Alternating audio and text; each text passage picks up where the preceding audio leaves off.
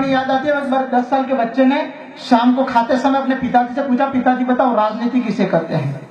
10 साल के बच्चे ने शाम को खाते समय अपने बाप से सवाल करा, बापू बताओ राजनीति किसे कहते हैं। तो बाप ने कहा, बेटा अभी है तो छोटा, इसलिए राजनीति को समझने की तेरी उम्र नहीं है। लेकिन आपको मालूम है बच्चे बच्चे होते हैं, बच्चे जिद्दी होते हैं। बच्चा भी जीत पर आगे बोले, नहीं पिताजी आप तो मेरे को अब भी समझाओ कि राजनीति किसे कहते हैं। तो बाप ने कहा, देख बेटा मैं तेरे को अपने घर के हिसाब से राजनीति समझाता हूँ। अपने घर में तेरी मम्मी का राज चलता है, इसलिए तेरी मम्मी सरकार है। मैं कमा कर लाता हूँ, इसलिए मैं अर्थव्यवस्था हूँ। अपने घर पे जो नौकरानी काम करती है वो कर्मचारी है। अपना जो 5 साल का छोटा मुन्ना है उसको कुछ भी पता नहीं चलता है, इसलिए वो लोकतंत्र है। और तेरे को पता सब कुछ चलता है, लेकिन तू कर कुछ भी नहीं सकता है, इसलिए तू जनता है। इसलिए तू जनता है। लेकिन ये बातें बच्चे के समझ में नहीं आई, ये बातें बच्चे के पल्ले नहीं पड़ी। बच्चा चुपचाप खाना खाकर सो गया। उसके बाद जब आधी रात को बच्चे की नींद खुली तो उसने देखा उसका 5 साल का छोटा भाई बिस्तर में सुसु करके पड़ा है, रो रहा है, सिसक रहा है, सुबक रहा है। पास में उसकी माँ मस्ती से सो रही है, खर्राटे ले रही है। लड़का अपने कमरे से बाहर निकला तो उसने देखा आधी रात को उसके पिताजी नौकरानी के कमरे से निकलकर वापस अपने कमरे में जा रहे हैं। बच्चा भी चुपचाप अपने बिस्तर पर आ गया, रजाई ओढ़कर सो गया। उसके बाद सुबह जब बच्चा उठा और नाश्ते की टेबल पर बाप के सामने बैठा तो बाप से बोला, बापू मैं राजनीति समझ गया। बाप से बोला, बापू मैं राजनीति समझ गया।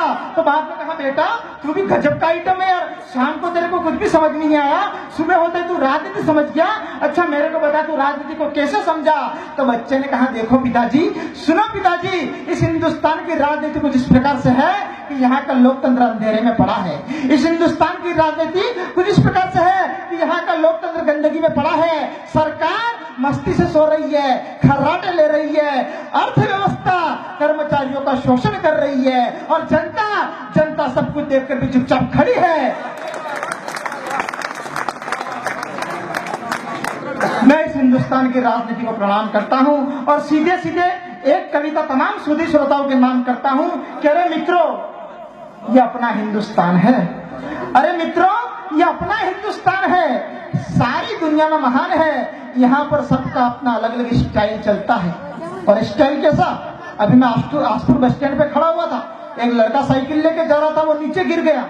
मैं उसके पास गया, मैंने उसको खड़ा किया, मैंने पूछा क्या हुआ भैया, तेरे को कहीं लगा तो नहीं। बोला रवा दे, तुम्हारा उत्तर वालों स्टाइल है। इसलिए मित्रों ये अपना हिंदुस्तान है, सारी दुनिया में महान है। यहाँ पर सबका अपना अलग अलग स्टाइल चलता है। दूसरों को सुखी देखकर उसका पड़ोसी जलता है। इसलिए घर में दाना पानी हो या नहीं हो, लेकिन जेब में मोबाइल चलता है।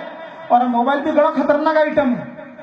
वो एक लड़के ने एक लड़की को व्हाट्सएप पे मैसेज करा, हाय डार्लिंग, अगर जाग रही हो तो अपनी यादों को भेजो, सो रही हो तो मीठे मीठे ख्वाबों को भेजो।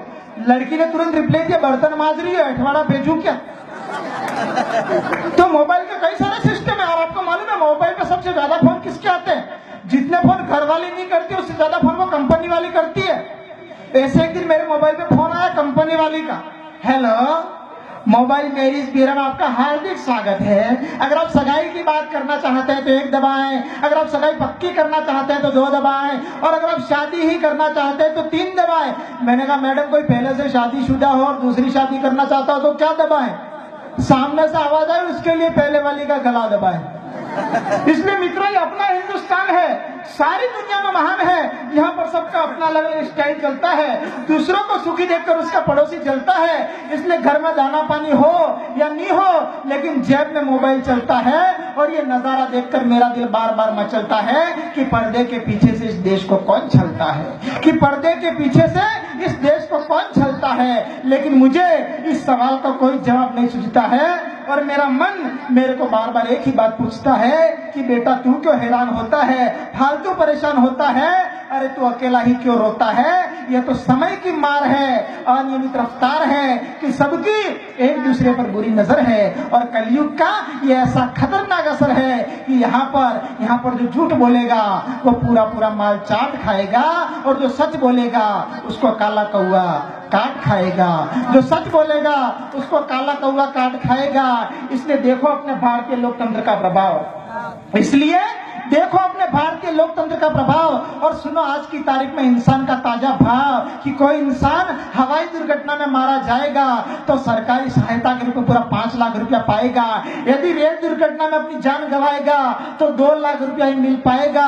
अगर वो बस दुर्घटना में किसी फुटपाथ पे मरेगा तो सरकारी महकमा 10,000 की भेंट करेगा। कोई इंसान यदि गोधरा या मुंबई के दंगों में मारा जाएगा तो राजकीय कोष से 3 लाख रुपया पाएगा। अगर कहीं और के छोटे मोटे दंगों में टपक जाएगा तो 30,000 रुपया ही झटक पाएगा। इसके अलावा कहीं बाढ़, कहीं सूखा, कहीं अभाव या कहीं भूखा कोई मनुष्य मरता है तो राहत के रूप में 25,000 रुपया प्राप्त करता है। और कोई इंसान अगर आग की लपटों में जलता है तो उसको केवल 5,000 रुपया ही मिलता है। फिर भी आदमी इसमें से किसी भी तरीके से मरता है, उसको कुछ न कुछ जरूर मिलता है। इसलिए सुन हिंदुस्तान के इंसान, अपने पास न रोटी, न कपड़ा, न मकान, या 100 में से 90 बेईमान, फिर भी शान से कहते हैं मेरा देश महान। कहीं आतंकवाद, अलगाववाद, क्षेत्रवाद, भाषावाद, जातिवाद, वर्गवाद, अत्याचार, दुराचार, व्यभिचार, भ्रष्टाचार, चीख पुकार, चित्कार, हाहाकार, कहीं भुखमरी है, लाचारी है, चारों तरफ मारामारी है, सबके सब रिश्वतखोर हैं, आदमी आदमखोर है, चारों तरफ शैतानियत का शोर है। अरे महंगाई है, आरक्षण है, ऊपर से ये जिंदगी बेरोजगार है। और मेरी मानो तो इस कलयुग में मौत ही सबसे बड़ा रोजगार है।